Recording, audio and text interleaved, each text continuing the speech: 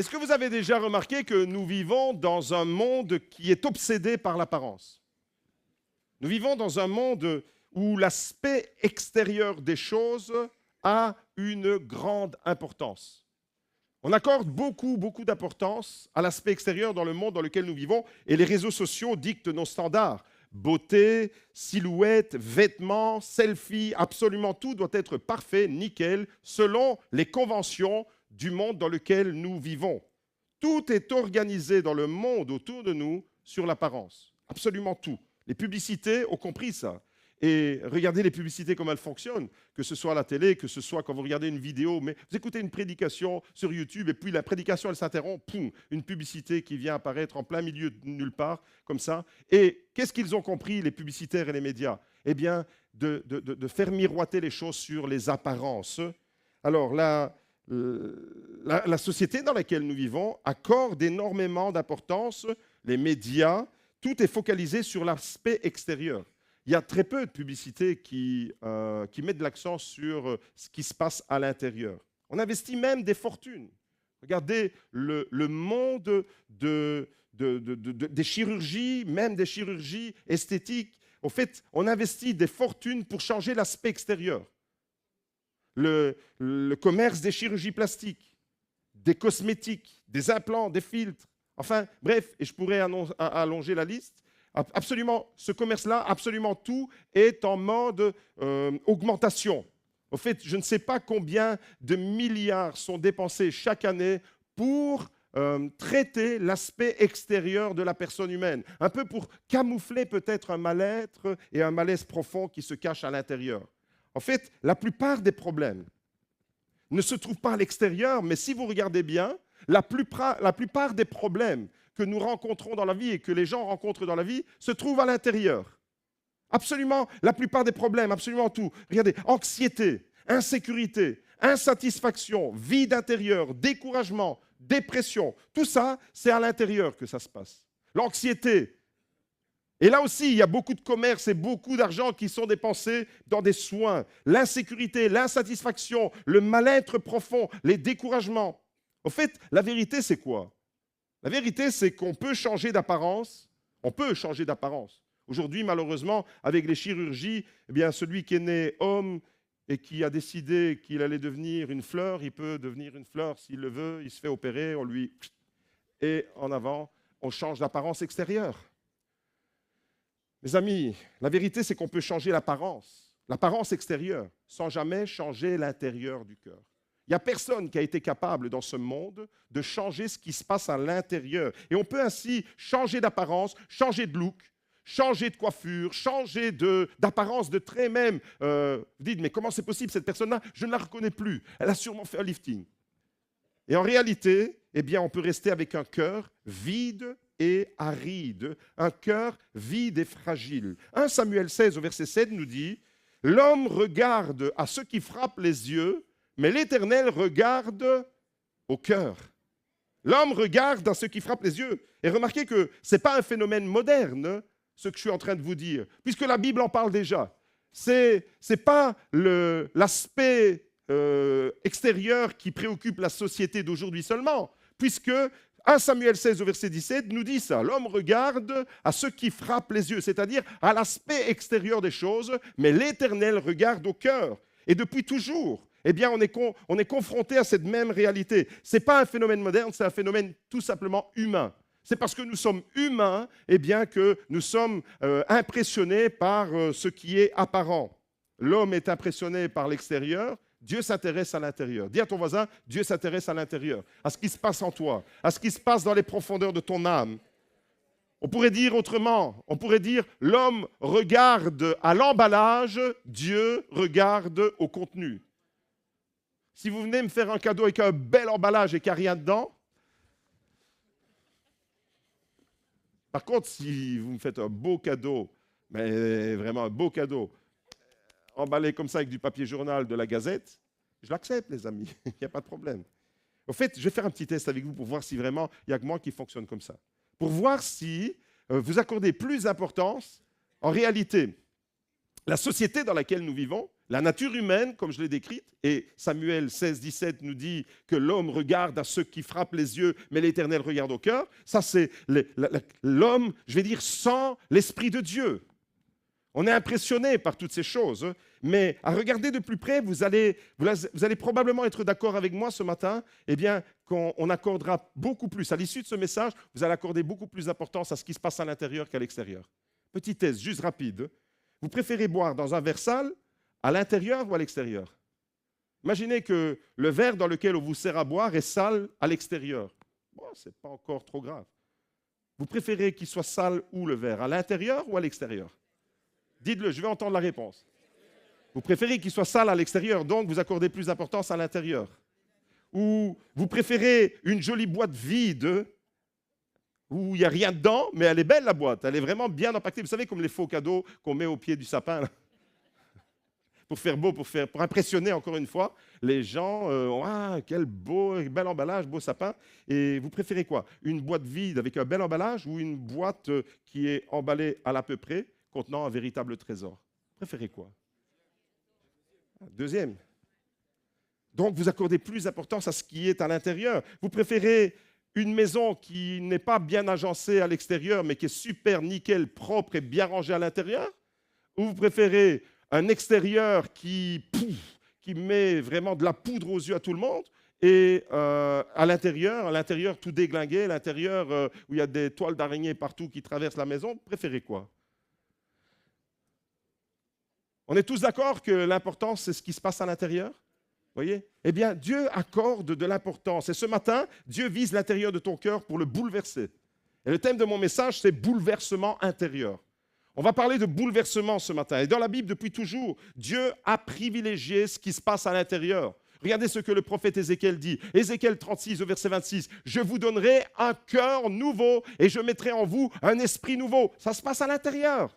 Les promesses de Dieu, c'est le prophète Ézéchiel qui en parle. Et ça, cette promesse, elle est accomplie en Jésus-Christ et par la puissance du Saint-Esprit. Le jour de la Pentecôte, quand l'Esprit de Dieu a été donné aux disciples, je vous donnerai un cœur nouveau. Dieu s'intéresse au cœur. Dieu ne dit pas, je viendrai changer votre façade. Dieu te dit, je te donnerai ce qui est à l'intérieur et qui a besoin d'être renouvelé. Ça se passe à l'intérieur. Romains chapitre 2, verset 29. On parle de la circoncision. La circoncision, c'est quoi? Pour ceux qui ne savent pas la circoncision, à l'âge de 8 jours, tous les enfants juifs depuis Abraham, tous les enfants nés du peuple d'Israël, à l'âge de 8 jours, on leur coupe le prépuce, les petits garçons, et il y a une circoncision. Il y a le signe de l'alliance dans la partie extérieure de l'être humain, c'est-à-dire le bout du prépuce va être coupé, et c'est ça la circoncision. Et c'est comme ça qu'Israël a scellé l'alliance. Dieu a demandé à Abraham de sceller l'alliance à travers un acte extérieur dans l'ancienne alliance. Mais regardez, Romains chapitre 2, verset 29, ce qu'il nous dit, la circoncision, c'est celle du cœur selon l'esprit et non selon la lettre. Et c'est, encore une fois, l'intérieur qui est visé. Absolument tout. Dieu a toujours accordé une place importante dans l'intériorité de ce que nous vivons. Et pendant son ministère terrestre, pendant les 3 années de ministère public, Jésus a souvent été confronté aux pharisiens, aux sadducéens, aux scribes. Il a souvent eu des polémiques. Il a souvent été pris à partie pour des questions religieuses, des questions spirituelles. Jésus a souvent été confronté à des personnes qui soignaient l'extérieur et qui soignaient l'extérieur au détriment de l'intérieur. Et on découvre ça dans l'évangile de Matthieu, chapitre 23, verset 25. « Malheur à vous, scribes et pharisiens, hypocrites, parce que vous purifiez le dehors de la coupe et du plat, alors qu'en dedans, ils sont pleins de rapines et d'intempérance. » Pour Jésus, c'est clair. Pour Jésus, c'est absolument clair. Le plus important, ça se passe à l'intérieur. Et ce matin, eh bien, on va focaliser l'intérieur. Ce matin, on va vraiment mettre l'accent là où Dieu veut me placer ton accent. Peut-être que tu as pris beaucoup de temps pour soigner, pour venir ce matin dans la maison de Dieu. Tu as passé beaucoup de temps dans la salle de bain pour soigner ton aspect extérieur. Et il ne faut pas être négligé à l'extérieur. J'aime quand ma femme se prépare. Aujourd'hui, je l'ai regardée, je lui dis que tu es belle, ma chérie. J'aime quand elle se maquille, j'aime quand elle se fait belle. Et donc, ne comprenez pas mal, il ne s'agit pas de négliger, mais il s'agit, je préfère que ma femme eh bien un jour elle ne soit pas maquillée, mais que son cœur soit en amour devant moi, en extase devant moi, plutôt que le contraire, qu'elle soit bien maquillée, elle a un bel aspect et qu'elle commence à être grincheuse avec moi. Ok les amis? Alors la semaine dernière, il était question des méga-séismes. Vous vous rappelez, on a parlé de tempêtes qui peuvent s'abattre sur nos vies brusquement. Et aujourd'hui, alors, il sera question de bouleversement intérieur et au sens positif du terme. Notre cœur doit être bouleversé. Ce matin, on va parler d'intensité, mais d'intensité intérieure. Ce matin, on va parler de révolution. Je veux vraiment que les cœurs de chacun soient révolutionnés. Dites avec moi, intensité. Intensité intérieure, révolution, révolution intérieure. Parce que je crois que quand Jésus fait irruption quelque part, il y a de l'intensité et il y a une révolution. Et ce que l'Église a besoin aujourd'hui, c'est une véritable révolution des cœurs. On va s'intéresser tout particulièrement aujourd'hui à l'expérience de deux femmes qui vont se rencontrer et plus particulièrement, on va s'intéresser à ce qui se passe à l'intérieur de ces deux femmes.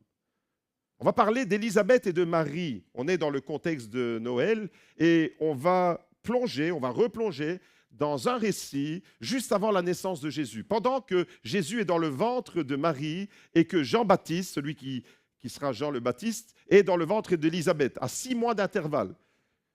Pendant que Élisabeth, elle est enceinte, au 6e mois, cette femme était stérile, cette femme était avancée en âge, elle a déjà son premier miracle, elle va donner naissance bientôt. Dans 3 mois, elle va donner naissance à son bébé qui deviendra un prophète de l'Éternel dans la nouvelle alliance vraiment d'un très haut niveau. Il a le privilège, Jean-Baptiste, d'être le précurseur de Jésus. Et pendant que Élisabeth est enceinte à son 6e mois, Marie, l'ange Gabriel, vient à Nazareth pour dire à Marie qu'une grâce lui a été faite. Ce n'est pas elle qui est pleine de grâce, comme certains veulent le faire croire. C'est une grâce de Dieu qui lui a été faite. Okay? Et elle va tomber enceinte aussi par la puissance du Saint-Esprit sans qu'aucun homme ne l'ait touchée. Et donc, on a là 2 femmes enceintes qui portent toutes les 2 un bébé. Élisabeth porte Jean-Baptiste dans son sein et Marie porte Jésus dans son sein. Et on va parler de cette rencontre. Alors on va plonger dans l'évangile Luc chapitre 1 verset 39 et on découvre cette merveilleuse histoire. C'est bon de se replonger alors qu'on approche de Noël, c'est bon de se replonger dans ces récits. Il y a quelque chose de merveilleux dans les récits de Noël. Regardez, en ces jours-là, Marie se leva et s'empressa d'aller vers les montagnes dans une ville de Juda. Elle entra dans la maison de Zacharie et salua Élisabeth. Zacharie, c'est le mari d'Élisabeth. Dès qu'Élisabeth entendit la salutation de Marie, son enfant tressaillit dans son sein. Élisabeth fut remplie du Saint-Esprit. Amen. On va s'arrêter là. On va juste méditer sur ce passage-là ce matin. Quand Marie entre dans la maison d'Élisabeth, il se passe quelque chose. Il se passe quelque chose que ce matin, je définis un bouleversement intérieur. Pas seulement pour Élisabeth, mais pour Jean, le bébé qu'elle porte en son sein. Alors retenez bien ceci, et c'est très important. Au moment où Marie entre dans la maison d'Élisabeth, ce n'est pas seulement la rencontre de 2 personnes qui ont lieu, 2 femmes visibles avec un ventre pour la première, en tous les cas bien rond déjà, Marie peut-être un peu moins, mais ce n'est pas la rencontre seulement entre 2 femmes, c'est la rencontre entre 4 personnes. Il y a Marie et Élisabeth, mais il y a également, même si on ne les voit pas, il y a Élisabeth qui porte Jean-Baptiste, donc il y a Jean-Baptiste et Jésus déjà. Et même si on ne le voit pas, et là je veux vraiment accorder une grande importance à la grossesse. Depuis le moment de la conception, il y a un être vivant. Et là Jésus, même si on ne le voit pas, Jean, même si on ne les voit pas, ils sont bien présents. Donc ce n'est pas la rencontre de 2 personnes, c'est la rencontre de 4 personnes. 2 personnes sont visibles et 2 autres ne sont pas visibles. Et quand Dieu veut bouleverser l'histoire alors, vous savez ce qu'il fait? Il n'envoie pas une armée. On entend parler de guerre en ce moment. J'entendais ce matin Poutine qui disait à l'Europe qu'il n'avait pas peur si l'Europe attaque, il est là prêt. J'entendais le président chinois qui menaçait les États-Unis également avec une arme nucléaire, avec 60 ogives nucléaires. C'est les menaces de guerre, etc. Vous savez, quand Dieu veut révolutionner l'histoire, quand Dieu veut bouleverser l'histoire, il n'envoie pas une armée, il envoie un bébé. Il est surprenant, Dieu. Quand Dieu veut bouleverser l'histoire, il envoie un bébé. Les grands de ce monde, ils envoient des armées. Dieu, lui, il envoie un bébé dans une crèche et là, il n'est même pas encore né, le bébé. Alors, on va parler de Jésus ce matin avant qu'il ne soit né. C'est rare quand on parle de Jésus quand il est dans le ventre de la maman. Vous avez déjà entendu parler de Jésus quand il est dans le ventre de sa maman? Non. Eh bien, aujourd'hui, on va entendre parler de ça. Focus sur le verset 41. Regardez ce qu'il est écrit. Dès qu'Élisabeth entendit la salutation de Marie, son enfant tressaillit dans son sein et résultat, Élisabeth fut remplie du Saint-Esprit.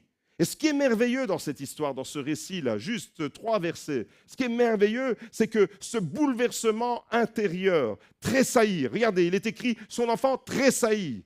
Ce qui est vraiment impressionnant et ce qui est merveilleux, c'est qu'Élisabeth, elle va vivre ce bouleversement et au fait, ce bouleversement, il arrive avec simplicité.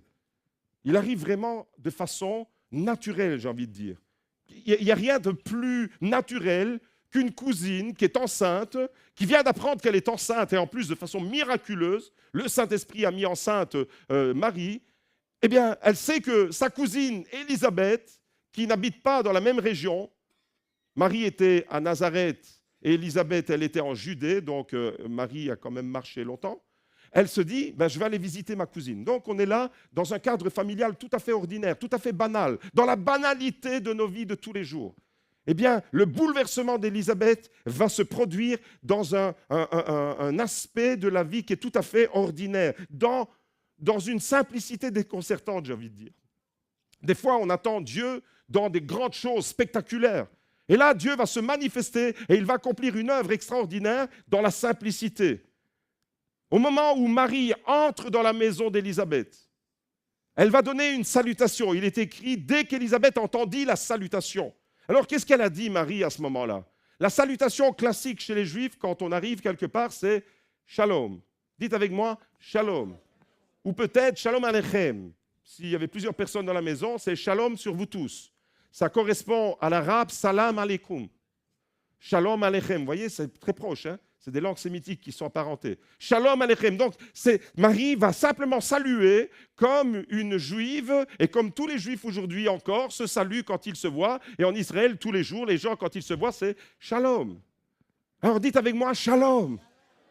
Mais ce Shalom-là, il a quelque chose de particulier.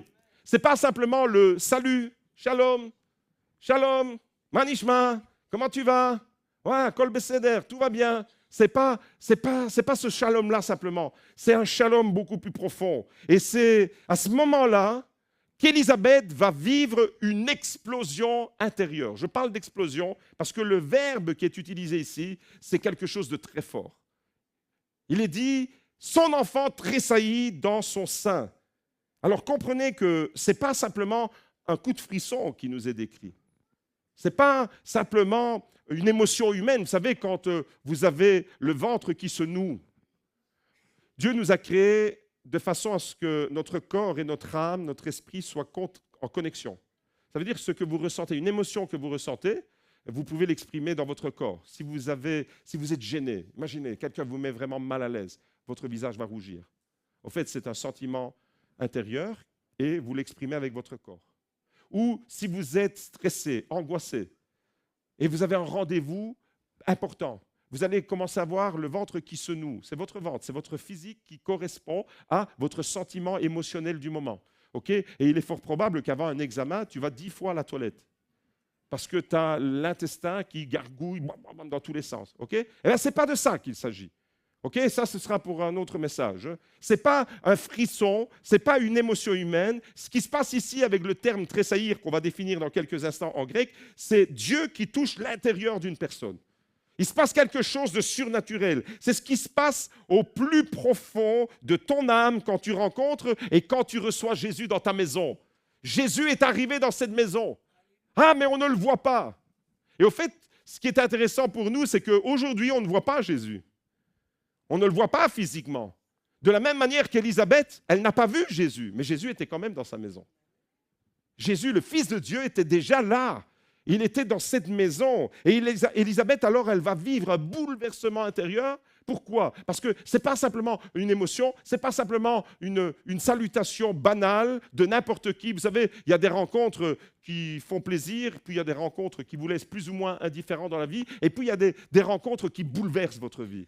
Eh bien, c'est de ça qu'il s'agit. C'est une rencontre bouleversante. Et j'aimerais vous dire ce matin, ce qu'Élisabeth a vécu, nous devons nous aussi le vivre. Ce bouleversement provoqué par la présence de Jésus, tu dois le vivre. Et c'est mon premier point. Leçon numéro 1, le bouleversement intérieur est une nécessité. Dites avec moi, c'est une nécessité. Je dois être bouleversé. À l'issue de ce culte, je ne veux pas que tu sortes sans être bouleversé. Je veux que tu puisses vivre le mot tressaillir qu'on va définir dans quelques instants. Et tant que tu n'auras pas vécu ton bouleversement intérieur, tu te définiras peut-être chrétien. Tu auras probablement déjà garni ta maison avec des guirlandes et ton sapin. Et tu te dis, je suis dans la tradition chrétienne. Tu seras peut-être une personne assidue à l'église. Tu feras peut-être des choses pour Dieu. Tant que tu n'auras pas vécu ton bouleversement intérieur, tu seras peut-être un religieux. C'est-à-dire, tu accomplis un devoir religieux en venant à l'église tous les dimanches gentiment pour faire plaisir. Mais il y a beaucoup de choses que tu ne vas pas comprendre. Tant que tu n'auras pas vécu ton bouleversement intérieur qui est une nécessité. C'est vraiment une nécessité. Il faut que Jésus bouleverse nos vies, sinon ça ne compte pas. Il faut que Jésus nous retourne dans tous les sens à l'intérieur. Ton cœur doit vivre une révolution ce matin, avec intensité. Ton cœur doit être révolutionné par Jésus. Je ne parle pas de religion ce matin, je parle de la présence du Fils de Dieu, même s'il est invisible. Même si encore il est caché dans le ventre de sa maman. Mais il est là. Et même si ce matin, Jésus, tu ne le vois pas, il est au milieu de nous. Et il va révolutionner, il va intensifier ton cœur et ton âme. Tant que tu ne l'auras pas vécu, mon frère, ma soeur, tu risques de passer. Tu vas passer à côté de beaucoup de choses. Et tu vas tourner en rond spirituellement. Et je connais beaucoup de chrétiens qui ne vivent jamais leur révolution intérieure, qui ne vivent jamais leur bouleversement intérieur. Vous savez ce qu'ils font? Ils tournent en rond. 3 petits tours et puis s'en vont. Ainsi font. Les petits chrétiens. Des chrétiens qui tournent en rond. Des chrétiens qui plafonnent. Des chrétiens qui vivotent. Ce matin, je ne veux pas que tu vivotes. Dieu te dit ce matin, je ne veux pas que tu tournes en rond. Je veux bouleverser ton âme. Je veux bouleverser ton être intérieur. Et tant que tu n'auras pas vécu ce bouleversement intérieur, vous voyez, il y a de l'intensité quand Jésus se présente quelque part. Et là, Jésus, il vient incognito. Il ne vient pas en pompe, il vient caché dans le ventre de sa mère. C'est juste extraordinaire. Tant que tu n'auras pas vécu ton bouleversement intérieur, tu ne pourras pas comprendre l'amour de Dieu. Tu ne pourras pas comprendre le sens de la croix. Tu ne pourras pas comprendre le sens du plan de Dieu qu'il a pour ta vie. Tu ne pourras pas comprendre toutes ces choses qui sont fondamentales. La vie chrétienne, c'est comprendre l'amour de Dieu. La vie chrétienne, c'est comprendre le sens de la croix. Ces 2 derniers vendredis, au cours Alpha, j'ai enseigné sur qui est Jésus et vendredi dernier, sur pourquoi est-il mort sur la croix. Et j'ai dit à ceux qui étaient présents, ce sont les 2 enseignements indispensables que vous devez entendre et comprendre. Savoir qui est Jésus, c'est fondamental pour ton éternité, et savoir quel est le sens de ce sacrifice extraordinaire qu'il a accompli à la croix. Si tu passes à côté de ces 2 choses, si tu passes à côté de l'identité de Jésus et de l'œuvre de Jésus à la croix, tu passes à côté de tout. Tu passes à côté de l'essentiel. Et il y a comme ça des messages qu'on ne peut pas, absolument pas ignorer, qu'on doit absolument intérioriser, qu'on doit vraiment comprendre, mais pas avec notre intelligence, avec notre esprit. Vous connaissez tous cette expérience que je raconte souvent. Moi, au début de ma conversion, j'ai failli passer à côté de la vie éternelle à cause de 40 cm. 40 cm, c'est la distance qu'il y a entre mon cerveau et mon cœur. J'avais compris un tas de choses sur Dieu. J'avais compris des vérités bibliques, des vérités spirituelles sur Dieu. Je pouvais vous parler de Dieu à un moment donné, mais mon cœur n'avait pas été percuté, mon cœur n'avait pas été bouleversé, mon cœur n'avait pas vécu cette révolution. Et je me retrouve dans le quartier avec plein de jeunes, ma sœur qui était 3 ans plus jeune que moi, avec ma cousine, et elles évangélisaient parce qu'elles étaient nées de nouveau. Mais moi, je n'étais pas né de nouveau, je n'avais pas vécu ce bouleversement intérieur. Et là, je commence à parler et je leur dis, oui, ce qu'elles disent, je disais à tous les potes, oui, ce que Clara et ce que Graziella sont en train de vous dire, c'est la vérité, et c'est la Bible qui est la vérité. Au fait, j'étais en train de parler alors que je ne vivais pas les choses. Et à la fin, quand tout le monde est parti, ma sœur et ma cousine m'ont dit, tu sais, toi, Giuseppe, tu parles comme nous, mais si tu meurs là maintenant, tu vas où? Tu n'as pas donné ta vie à Jésus, tu n'as pas vécu ta nouvelle naissance. Nous, si on meurt, on sait qu'on va près de lui. Mais toi? Et là, alors, ça a été comme un pouf, comme un déclic. Il y a tellement de chrétiens dans les églises qui ne vivent jamais ce bouleversement intérieur. Oui, tu viens, tu peux même investir dans des départements, tu peux servir, mais tu n'as pas vécu ton bouleversement intérieur. Et tu ne comprends pas vraiment le sens de l'amour de Dieu, le sens de la sainteté de Dieu, le sens de la croix. Tu passes à côté. Tu n'as pas vécu ton bouleversement. Sans le bouleversement intérieur, tu ne comprends pas la vie de l'esprit non plus. Il y a tellement d'églises où le Saint-Esprit est l'illustre inconnu. Et au fait, c'est des chrétiens qui ont une bonne doctrine et qui sont sincères avec Dieu. Mais le Saint-Esprit n'a pas encore bouleversé. Vous savez, il n'y a pas qu'une expérience pour être bouleversé. Pour être bouleversé par la présence de Dieu, c'est chaque fois que tu entres dans la présence de Dieu que tu dois être bouleversé. Tu ne peux pas rentrer dans la présence de Dieu et sortir comme tu es entré. Ou tu vis un bouleversement ou tu n'as rien vécu. Et ce matin, je vais apporter un message radical. Vous savez pourquoi? Parce que l'évangile est radical. L'évangile, ce n'est pas je te caresse dans le sens du poil et je vais t'accommoder, je vais te mettre un petit vernis chrétien. Ce n'est pas ça l'évangile. L'évangile ne soigne pas l'extérieur. L'évangile veut percuter ton cœur ce matin. L'évangile veut bouleverser ton cœur ce matin.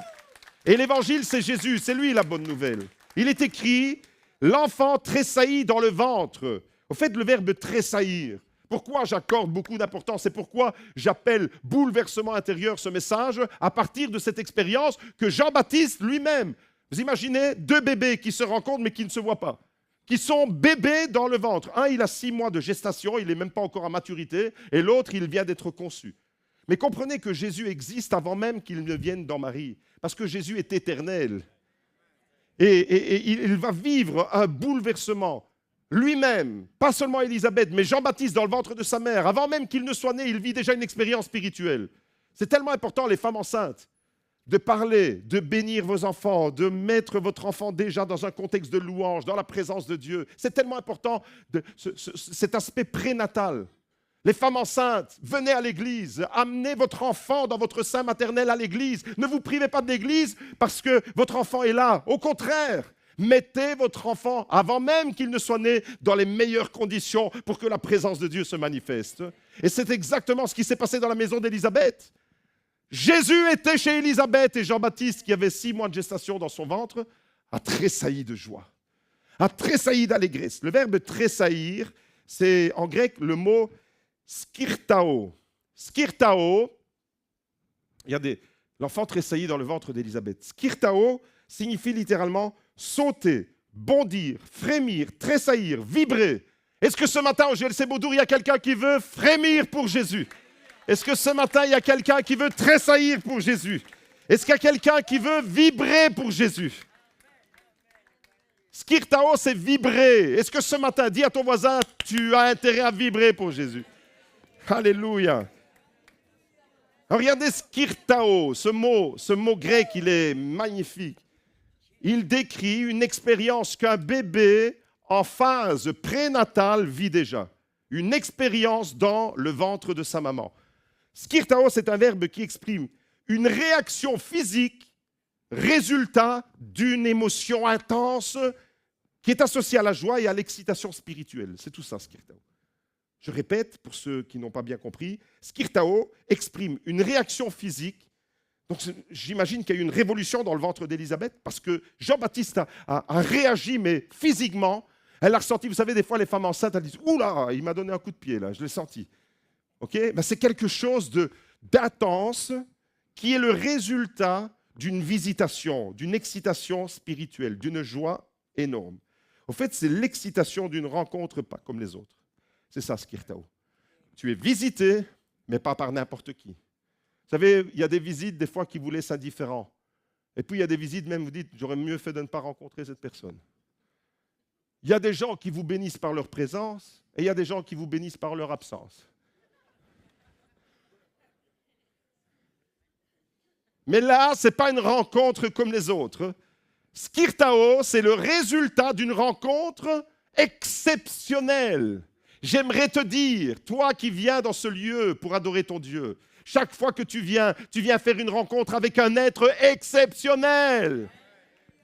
Exceptionnel, Jésus est exceptionnel. Skirtao, dis à ton voisin, skirtao, tu vas ressentir le bouleversement intérieur. Ça change notre conception de comment on monte dans la maison de Dieu. Quand tu montes dans la maison de Dieu, tu te dis, je vais encore aller au culte, je vais encore aller à l'église, je vais encore vivre certaines choses, je suis habitué. Tu n'es pas en mode skirtao là. Mais quand tu te dis, je vais rencontrer un être exceptionnel, skirtao, bouleversement, intensité, je vais vibrer. Au fait, quand vous vous réveillez le dimanche matin et que vous vous préparez pour venir au culte, vous savez ce que vous devez vous dire déjà? Je vais aller vibrer pour Jésus. C'est ça que vous devez dire. Je vais aller vibrer pour Jésus. Je vais aller skirtao pour Jésus. Est-ce que vous êtes d'accord avec moi? Skirtao. On va tous skirtailler ce matin. Bouleversement intérieur. Vous savez c'est quoi? C'est une révélation. Skirtao, c'est le résultat d'une révélation. Élisabeth, elle ne voit pas Jésus. Pourtant, Jésus est là. Elle a une révélation. Et elle va dire, waouh, quel est ce privilège qui m'est fait? La mère de mon Seigneur, elle sait déjà que dans le ventre de Marie, il y a son Seigneur. Viens me visiter. Que me vaut ce privilège? Waouh, c'est une révélation, ça. Ce n'est pas avec ton intelligence humaine. On ne voyait probablement même pas que Marie était enceinte. Elle venait d'être juste, l'ange Gabriel venait de lui annoncer, directement Marie s'est mise en route pour aller chez sa cousine. Mais il y a une révélation surnaturelle. Vous comprenez que bouleversement intérieur, c'est le résultat d'une action surnaturelle dans le naturel, dans l'ordinaire de ta vie, dans sa vie de tous les jours. Élisabeth a été surprise. Elle a été bouleversée dans l'ordinaire. Et c'est ça, Skirtao. Skirtao, c'est quand le surnaturel de Dieu vient investir, impacter notre naturel, notre ordre de vie naturel. Au fait, c'est une rencontre, c'est une révélation. Et j'en arrive à mon deuxième point. Le bouleversement intérieur commence par une rencontre avec Jésus. Numéro 1, c'est une nécessité. Numéro 2, le bouleversement intérieur commence par une rencontre avec Jésus. Attention ici, comprenez bien, hein, ce n'est pas Marie qui a provoqué le bouleversement intérieur d'Élisabeth. Ce n'est pas la personne de Marie, c'est celui qu'elle portait dans son sein. C'est Jésus. Et même si personne ne le voit encore, Jésus est bien présent. Il est là. Il est caché, mais il est là. Et c'est lui, et seulement lui. Lui qui est le sceau de Dieu, lui qui est le Fils de Dieu, lui qui est le Messie, lui qui est celui qui accomplit toutes les promesses de Dieu, c'est lui qui peut skirtailler ta vie. C'est lui qui peut bouleverser ta vie. Ce n'est pas Marie. Marie, elle est juste un instrument que Dieu a utilisé pour transiter. C'est quand il y a le roi qui se déplace, même s'il va se déplacer avec un beau véhicule, ce n'est pas le véhicule qui est important, c'est le roi qui est à l'intérieur du véhicule. Vous comprenez? Eh bien, Marie, c'est le véhicule et le roi, c'est Jésus, le roi des rois, le Seigneur des seigneurs, c'est lui. Et il n'y a que lui qui peut bouleverser ta vie. Jésus, c'est quoi? Pourquoi Jésus, là, dans le ventre de sa mère, il est déjà important? Jésus, c'est la présence, c'est la gloire, c'est l'amour, c'est la proximité de Dieu. C'est ça, Jésus. Et quand on se prépare à fêter Noël, et au fait, pour nous, Noël, c'est tous les jours. La présence de Jésus, c'est tous les jours. On n'attend pas un jour dans le calendrier pour le vivre, même si c'est important de marquer le coup dans le calendrier. Mais j'espère que vous vivez la présence de Jésus, la présence de sa gloire, la présence de son amour, la présence de sa douceur, la présence de sa miséricorde tous les jours de votre vie. Et quand on le vit alors, quand on vit, quand tu reçois présence, gloire, amour et proximité de Dieu, ta vie est bouleversée. Tu ne peux pas ne pas être bouleversé. Si tu n'es pas bouleversé, c'est que tu n'as pas reçu Jésus. C'est aussi simple que ça. Les personnes qui ont été bouleversées dans la Bible sont toutes les personnes qui ont ouvert leur porte à Jésus. Les personnes qui n'ont pas été bouleversées, parce qu'il y a des gens qui ne sont pas bouleversés par Jésus. Ce sont ceux qui sont indifférents. Je me dis comment ils font pour être indifférents à tant d'amour. Et pourtant, oui, il y a des pharisiens, il y a des gens qui l'ont cloué à la croix, qui n'étaient pas réceptifs, cœur fermé, cœur ouvert, ce qui se passe à l'intérieur. Le bouleversement intérieur commence toujours quand la présence de Dieu entre dans nos maisons, dans nos vies ordinaires, quand le surnaturel fait irruption dans le naturel. Et vous savez ce qui est vraiment extraordinaire avec Dieu? C'est que Dieu n'a pas besoin d'un lieu pour te visiter. Tu peux être seul. Et tu peux même éprouver ce sentiment de solitude. Tu peux être seul chez toi, dans ta maison, comme Élisabeth ce jour-là. Elle était seule. Jean-Baptiste était probablement sorti. On ne parle pas de Jean-Baptiste là, dans ce passage-là. Elle était probablement seule en train de s'occuper de ses affaires, de sa maison. Eh bien, tu peux peut-être être seul dans ta maison, en train de t'occuper de tes affaires. Si tu ouvres ta maison, si tu ouvres ton cœur à Jésus, il va le bouleverser. Il va le bouleverser. Si Dieu entre vraiment dans la vie d'une personne, pose-toi la question, est-ce que Dieu est vraiment entré dans ta vie? Est-ce que Dieu est vraiment entré à l'intérieur? Eh bien, la vie de cette personne sera complètement chamboulée, percutée, transformée, bouleversée. C'est comme quand on tombe vraiment amoureux de quelqu'un. Quand vous tombez amoureux de quelqu'un. Vous êtes déjà tombé amoureux de quelqu'un? J'espère que les maris et femmes disent oui. Quand on tombe amoureux de quelqu'un, c'est mon cas, ton cœur est bouleversé. Rien qu'à l'idée d'être en présence de la personne de qui tu es tombé amoureux, wouh! Skirtao! Magda, Skirtao! Eh bien, c'est la même chose, mais d'un point de vue surnaturel. Tu es bouleversé par l'amour. L'amour, quand tu le vis vraiment. Je veux parler de l'amour véritable. Et je prie pour les couples. Là où l'amour s'est refroidi. Je prie pour tous les couples de l'Église pour que l'amour dans les couples soit de nature skirtao. Soit de nature skirtao, c'est-à-dire que vous puissiez tressaillir. Alors, si on est déjà bouleversé par un amour humain, à plus forte raison, quand Jésus fait irruption dans ta maison, l'amour de Dieu, il vient bouleverser tout, il vient chambouler tout. Dites avec moi, bouleverser à l'intérieur, voilà ce que je veux. Bouleverser dans mon cœur. Tu peux lire la Bible. Il y a une sœur qui m'a dit pendant la louange, j'ai reçu cette parole. Dieu te dit, tu peux lire la Bible, tu peux faire des choses, tu peux venir à l'église, etc. Mais ce que je résume la pensée de cette sœur, c'est ce que je veux, c'est que tu alignes ton âme avec moi. C'est que tu alignes ton intériorité avec moi. J'ai dit à cette sœur, c'est bon, ça confirme mon message. Alléluia, cette sœur est témoin de ce que je dis. Waouh, c'est merveilleux. En ce moment, tu es peut-être focalisé sur une situation extérieure. Parce qu'il y a des moments dans nos vies où on met plus l'accent sur des situations. Vous savez, quand vous avez une maison, il y a des fois où vous faites des travaux à l'intérieur, des fois où vous faites des travaux à l'extérieur. Et peut-être qu'en ce moment, tu es focalisé sur une situation extérieure. Tu essayes de scaffoter ta vie. J'ai décidé de parler borin. Tu scaffotes avec ta vie. Tu chipotes pour ceux qui ne sont pas borins. Tant pis pour vous, je traduis.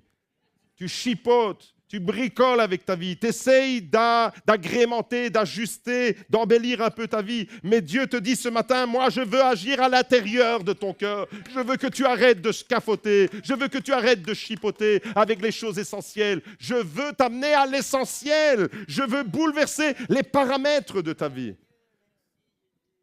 Je veux bouleverser, je veux agir dans ton âme, dans les profondeurs de ton âme. Oh, prends mon âme, prends-la, Seigneur, et que cette flamme brûle en mon cœur. Je veux vraiment que cette flamme, elle brûle en mon cœur. Je veux vivre le skirtao.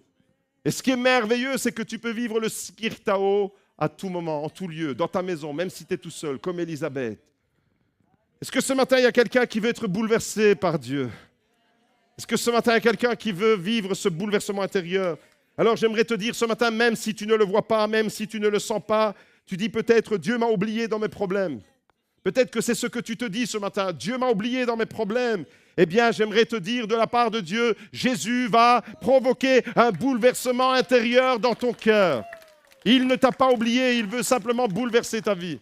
Toi, tu attends son action dans un domaine, toi, tu attends son action extérieure pour embellir encore ta maison de l'extérieur. Et Jésus te dit, je vais venir à l'intérieur. Je ne vais pas régler un problème extérieur, je vais régler ton vrai problème.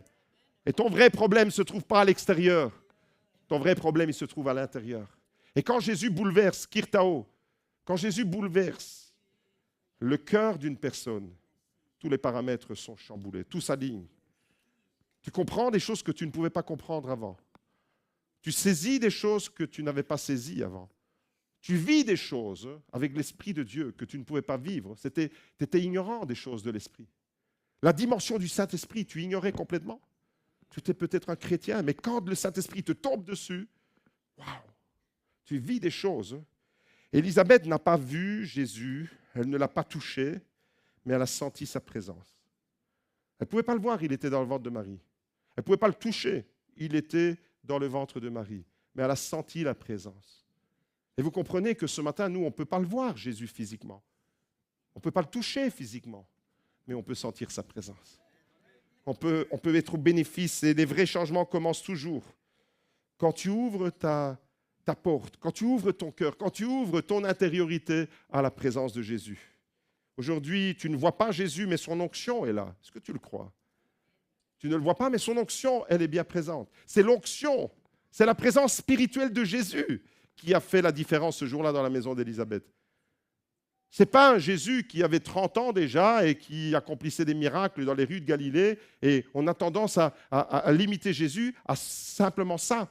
Et quand vous pensez à Jésus, je suis presque sûr et certain, à 300%, que vous pensez à Jésus quand il était en Galilée, à Jérusalem, quand il faisait des miracles, quand il a multiplié les pains, quand il a nourri les foules, quand il a marché sur l'eau. C'est-à-dire un Jésus adulte qui accomplit des miracles et qui meurt sur la croix. Et vous pensez que Jésus ne peut agir seulement que quand il est dans cette conception-là. Mais Jésus agissait déjà dans l'Ancien Testament.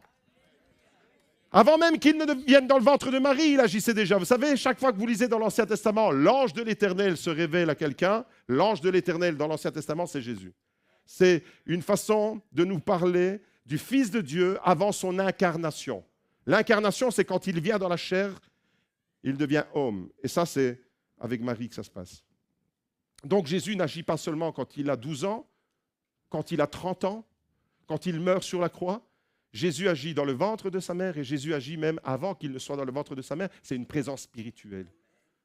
C'est un être exceptionnel et c'est le seul qui peut bouleverser ta vie.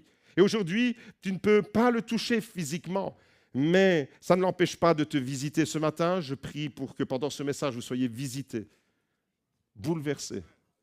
Si c'est tout l'effet que ça vous fait, je continuerai quand même à prêcher. Je prie ce matin, pendant ce message, que l'esprit de celui qui a tressailli, qui a fait tressaillir le bébé dans le ventre d'Élisabeth, le même esprit te fasse tressaillir en cet instant même. Je prie ce matin pour que sa puissance se manifeste en toi. Je prie ce matin pour que ta vie soit complètement bouleversée, ta vie entière.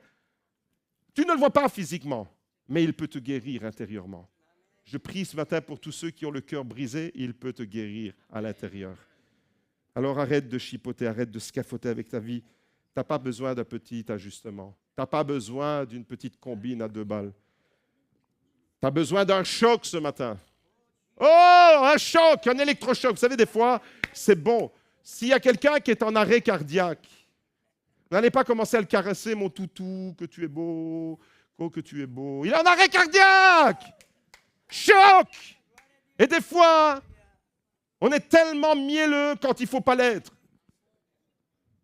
Oui, faites-vous des câlins, mari et femme, faites-vous des câlins. Il n'y a pas de problème à ça. Quelqu'un applaudit. Des bisous. Mais des petites doudous, des petites gratouilles dans le dos. Mais s'il y a un arrêt cardiaque, bon sang, tu ne vas pas commencer à lui faire des petites gratouilles. Tu dois lui faire un choc. Eh bien, le bouleversement intérieur, c'est ça. C'est quand il faut passer au choc spirituel. Est-ce que ce matin, tu es prêt à dire, Seigneur, viens me choquer spirituellement? Viens me choquer, viens me bouleverser spirituellement. Tu as besoin d'une lumière qui vient t'éclairer à l'intérieur. Tu n'as pas besoin d'une petite bougie qu'on allume avec des piles. Tu as besoin de la lumière divine qui vient en toi. C'est ça qui va révolutionner ton âme. C'est ça que tu as besoin, la présence de Dieu qui transforme ta peine en joie. La présence de Dieu qui transforme tes doutes en confiance. Tout simplement, la présence du Fils de Dieu qui vient bouleverser ta vie. Skirtao. Dites-le avec moi. Skirtao. Alléluia. Écoutez-moi bien. Chaque rencontre avec Jésus, absolument chaque rencontre avec Jésus doit bouleverser la vie d'une personne. Et si Jésus n'a peut-être pas encore bouleversé ta vie ce matin, c'est peut-être parce que tu ne l'as pas encore rencontré suffisamment. Comme je dis souvent, tu as peut-être rencontré son cousin. Mais tu ne l'as pas rencontré lui, le Fils de Dieu. Regardez, Zachée. Zachée, vous connaissez l'histoire de Zachée?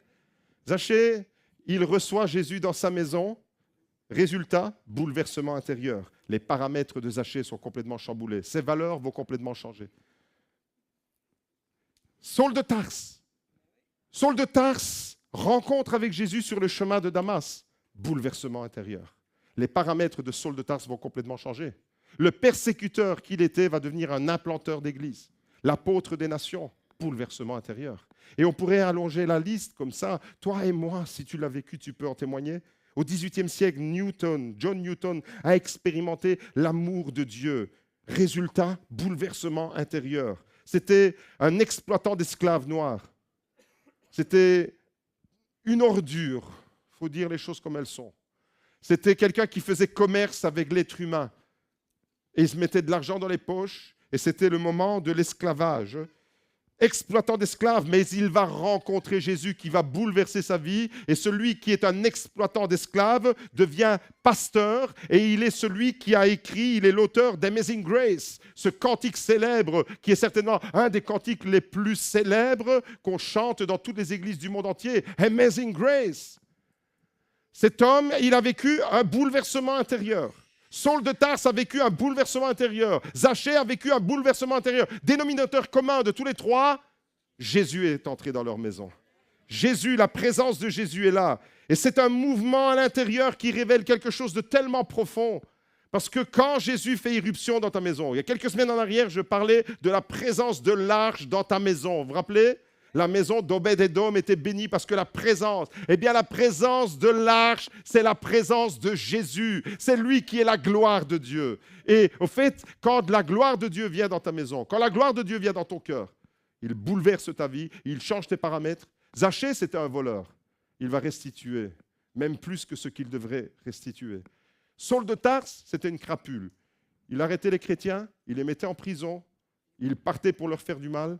Il va devenir un implanteur d'église. Il va révolutionner le monde de la Méditerranée avec l'évangélisation, avec ses voyages missionnaires.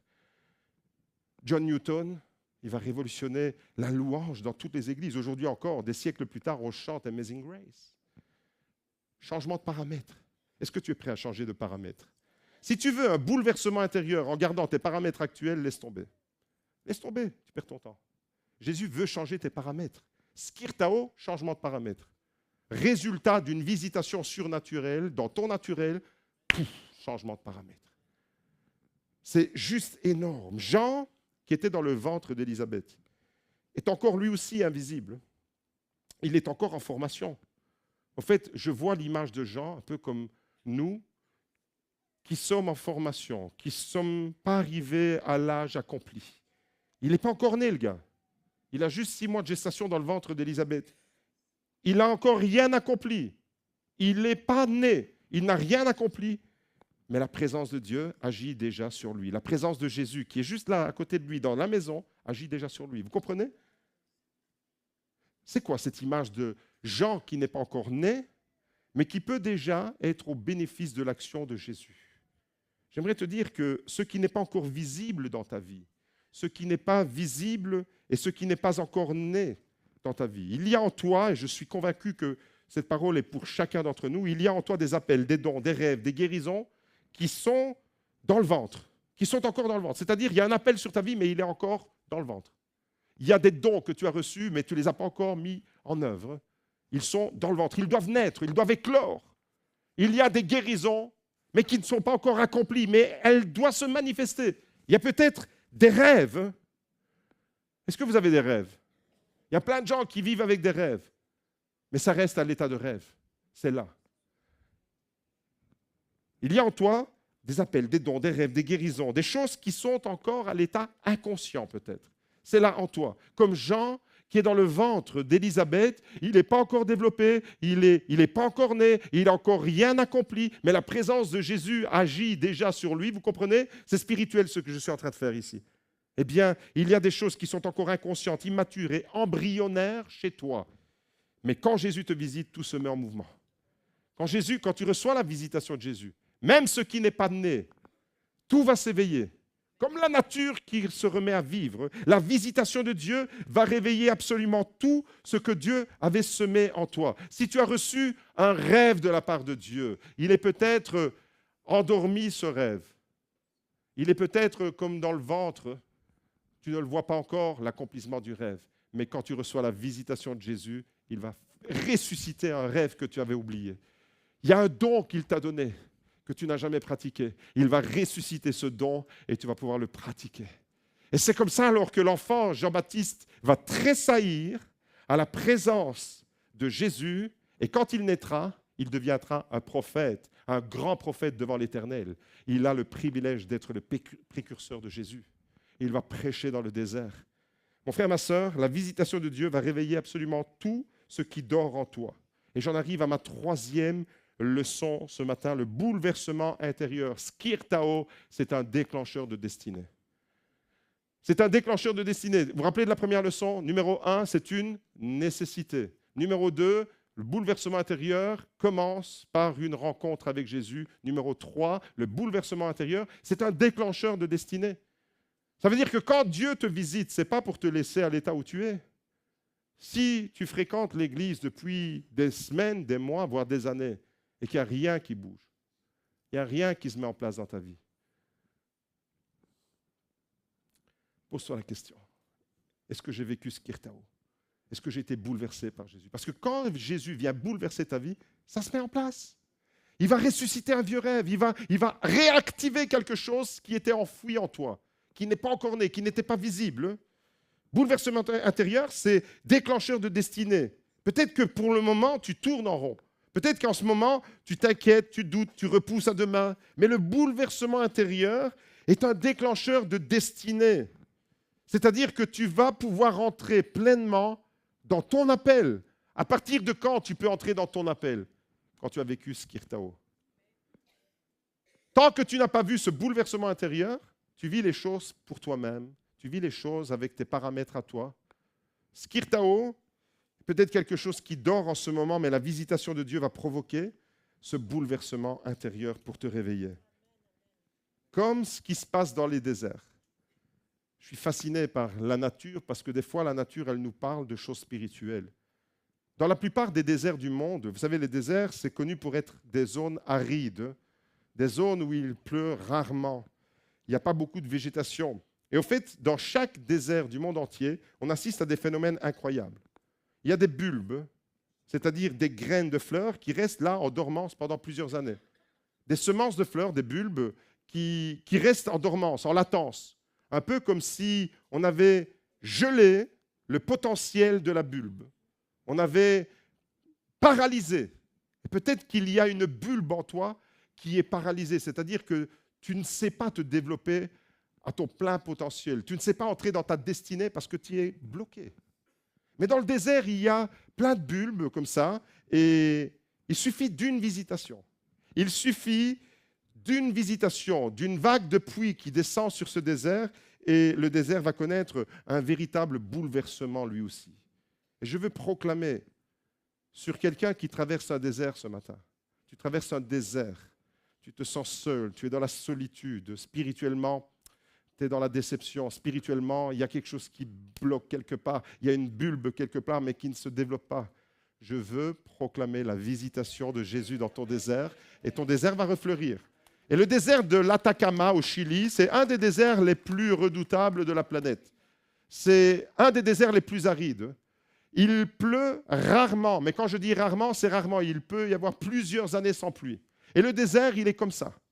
Et tous les 7-8 ans, plus ou moins, il y a un phénomène atmosphérique qui s'abat dans ce désert et il va commencer à pleuvoir. Il y a des tonnes d'eau qui vont tomber. Et regardez le bouleversement de ce désert. Regardez, c'est la même photo, ça. Ça, c'est le même paysage. À gauche, avant le bouleversement, à droite, après le bouleversement. Il y a un désert qui va fleurir. Vous savez pourquoi? Parce que dans le désert aride, là où on ne voyait pas les fleurs, il y avait des bulbes qui étaient en latence, en dormance. Il a fallu une visitation, la pluie d'en haut, qui va venir féconder la bulbe, et le désert, c'est un tapis de fleurs maintenant. Et j'aimerais déclarer sur quelqu'un ce matin, tu es ce désert. Tu es peut-être ce désert et je proclame ce matin, photo précédente, je proclame ce matin que tu es là, à l'intersection des deux. Ce matin, l'Esprit de Dieu, c'est la pluie de Dieu qui vient sur toi. Ce matin, tu sens ton cœur comme à gauche, moi je te dis, Dieu te veut à droite. Tu sens que ton cœur, il est sec comme ça? Non! Skirtao! Bouleversement! La nature est bouleversée. Mon frère, ma sœur, dans le désert de ta vie, quand le Saint-Esprit te visite, quand tu es visité par le Saint-Esprit, tu es bouleversé. Vous comprenez qu'être visité par le Saint-Esprit, même si ton cœur est comme un désert, alors ta vie va se transformer. Alors oui, ton cœur se remet à fleurir. Je veux proclamer sur la vie de quelqu'un qui connaît le désert un nouveau printemps à partir de ce matin. Quatrième leçon, le bouleversement intérieur, c'est la vie de l'esprit, justement. Le bouleversement, c'est la vie de l'esprit. Regardez ce qu'il est écrit. Élisabeth fut remplie du Saint-Esprit. Au moment où il y a le bouleversement, tout de suite, il est dit, Élisabeth fut remplie du Saint-Esprit.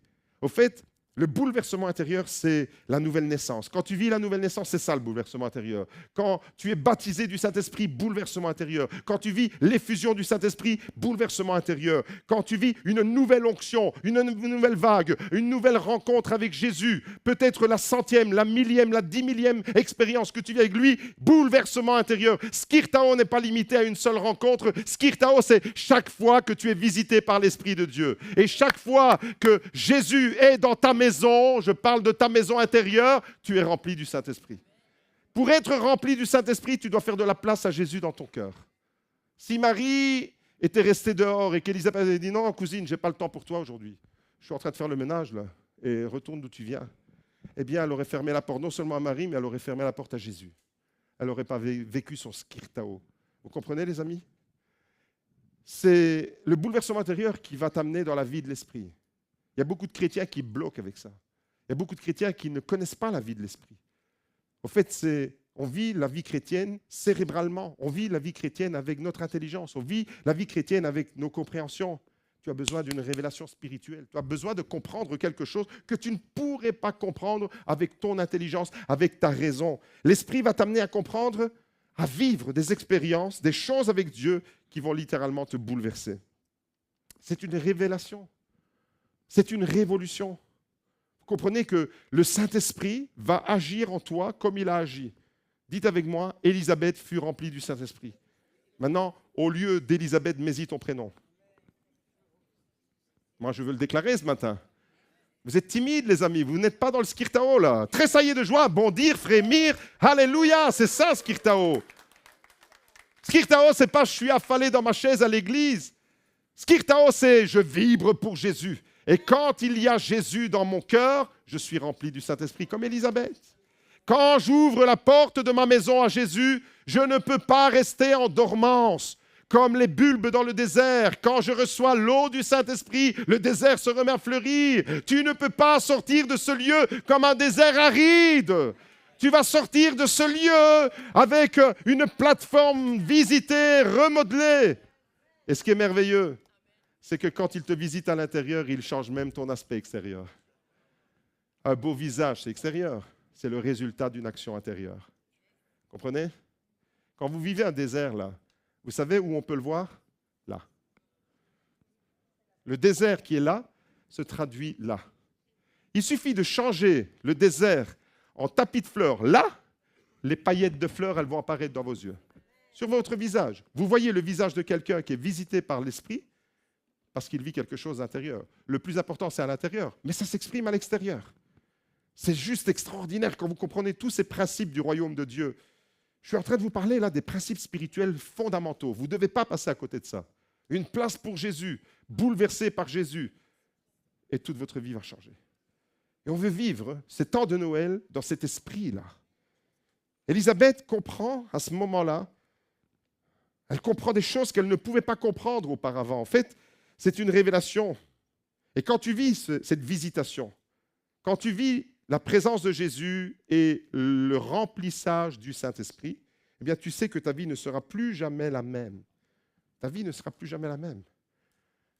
Tu ne vas plus vivre dans ton désert comme il était auparavant, parce que Jésus a décidé de le faire fleurir. Tu vas vivre avec une réalité que tu ne pouvais pas expérimenter.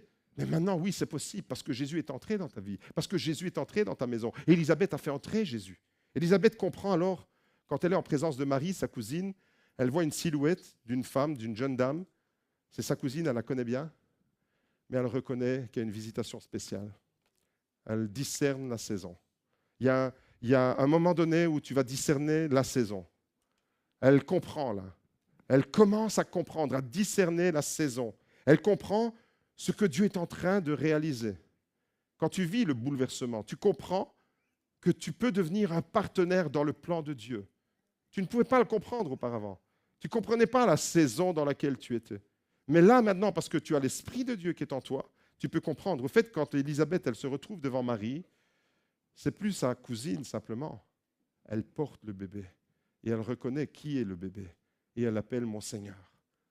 Mon Seigneur, il n'y a que Dieu qui peut être qualifié de Seigneur. Elle reconnaît que là, dans le ventre de cette femme, il y a son Dieu. Son Créateur est là, de façon incognito, de façon la plus discrète possible. C'est encore plus discret que la crèche de Noël. Si la crèche de Noël, on est habitué à dire que c'est l'humilité par excellence et la discrétion par excellence, eh bien là, Jésus dans le ventre de la mère, c'est encore plus discret. Alors ce matin, j'aimerais te dire, tu deviens un partenaire, toi aussi. Tu vas devenir un partenaire. Tu vas toi aussi commencer à discerner ta saison, la saison dans laquelle tu es. Comprendre ce que Dieu est en train de réaliser. Quand Dieu bouleverse ton intérieur, il change ta vision, il change ta compréhension, il change ton langage, il change ton témoignage. Quand Dieu te visite, voilà tout ce qu'il change, tous les paramètres. Le skirtao va changer tout ça. Vision, compréhension, langage, témoignage. Les choses de Dieu deviennent limpides pour toi. Pourquoi les choses de Dieu deviennent limpides aujourd'hui? Est-ce que les choses de Dieu deviennent de plus en plus limpides pour toi? Si c'est le cas, c'est que l'Esprit de Dieu est en train d'agir en toi. Si les choses de Dieu ne sont pas limpides en toi, c'est que tu as encore un blocage avec le Saint-Esprit. Mais l'Esprit nous révèle les choses de Dieu. La Bible nous dit que c'est le Saint-Esprit qui nous révèle les profondeurs de Dieu. Et on ne peut pas le comprendre, ça. Avec notre intelligence, on doit le comprendre. Ça doit être une révélation du Saint-Esprit. Ce que tu n'arrivais pas à comprendre hier, peut-être, parce qu'aujourd'hui, tu vas vivre ton skirtao, tu vas le comprendre. Ce que tu n'arrivais pas à vivre avec ton intelligence, tu vas le vivre avec ton esprit. Ce matin, 5e et dernière leçon, et je termine là, et je veux préparer les cœurs ce matin, parce que si vous ne vivez pas votre skirtao, j'ai perdu mon temps. Je risque de sortir de ce lieu déçu si vous ne vivez pas, parce que c'est pour vous et pour moi. Et je veux vivre skirtao avec toi, avec moi, ensemble. Skirtao, 5e et dernière leçon. Le bouleversement intérieur va produire des changements dans ta vie, durables et exponentiels. Changement durable, ce n'est pas le changement d'un jour, c'est un changement qui dure dans le temps.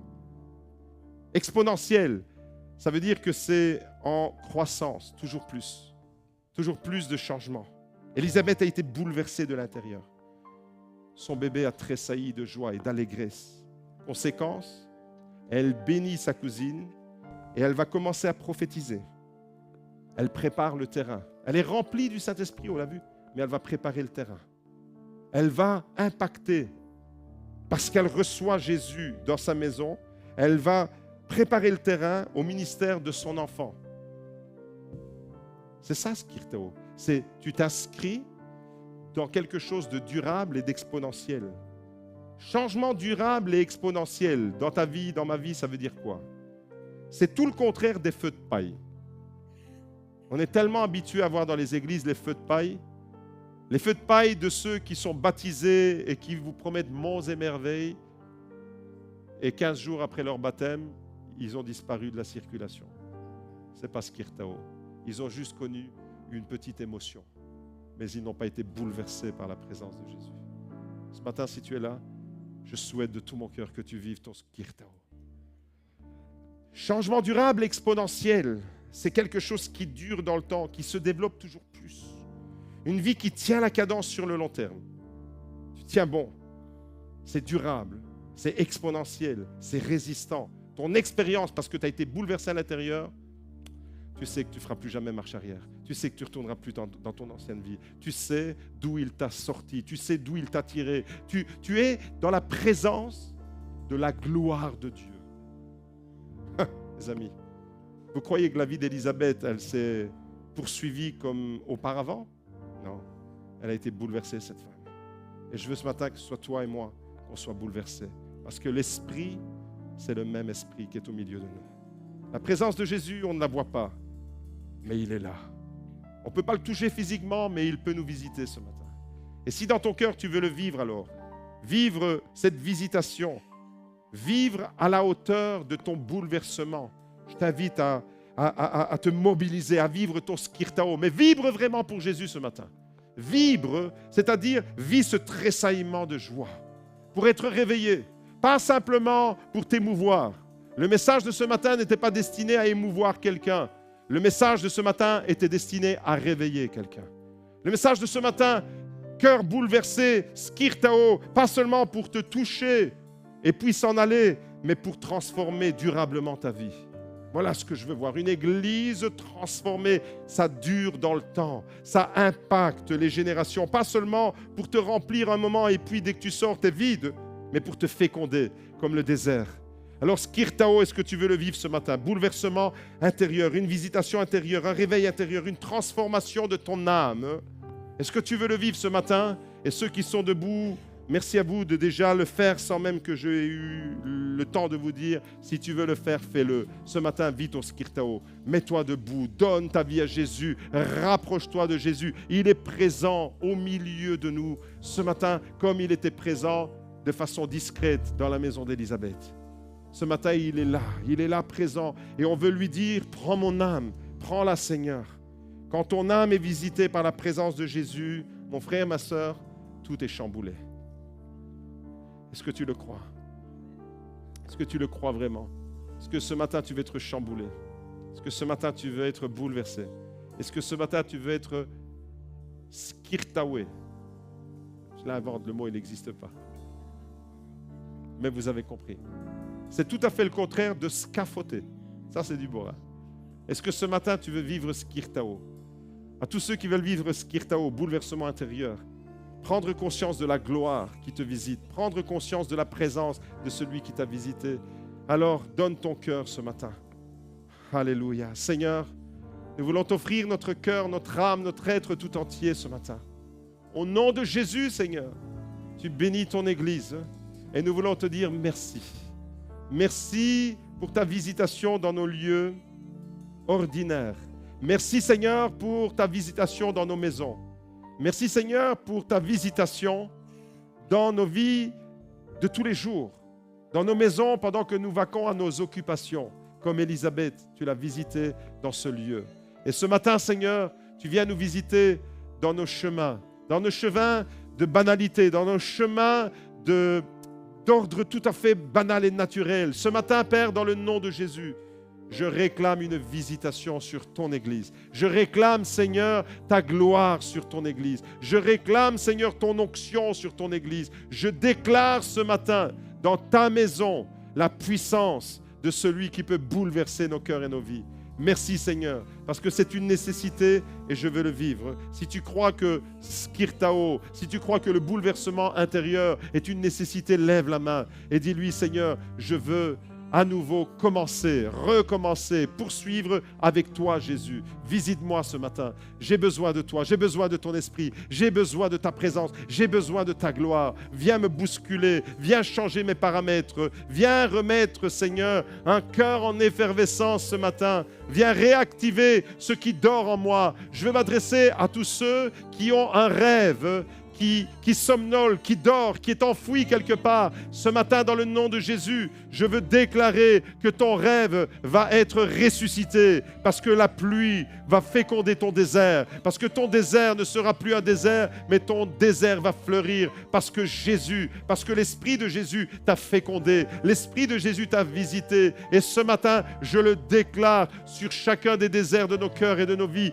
dans nos maisons, dans nos vies banales de tous les jours, dans nos vies ordinaires, Seigneur, tu viens faire des choses extraordinaires. Irruption du surnaturel dans le naturel de nos cœurs. Irruption de l'extraordinaire dans l'ordinaire de nos vies de chaque jour. Père, tout ça est possible parce que Jésus, tu t'es approché. Jésus, c'est toi qui as fait la démarche de venir dans nos maisons. C'est toi qui t'es déplacé dans la maison d'Élisabeth et c'est toi qui as fait le déplacement pour venir nous bénir ce matin dans ce lieu. Alors bénis, Seigneur, bénis ton Église. Au nom de Jésus, on va le proclamer comme une prière et on va lui dire, notre prière, oh, prends mon âme, prends-la, Seigneur. Ce matin, il ne veut rien de plus que ton âme, ton être intérieur, ton cœur tout entier, pas à moitié, pas à 80%, pas à 90%, un cœur entier pour Jésus.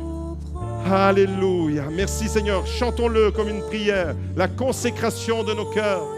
Prends-la Seigneur. Et que ta flamme brûle dans mon cœur. Oh Jésus. Merci.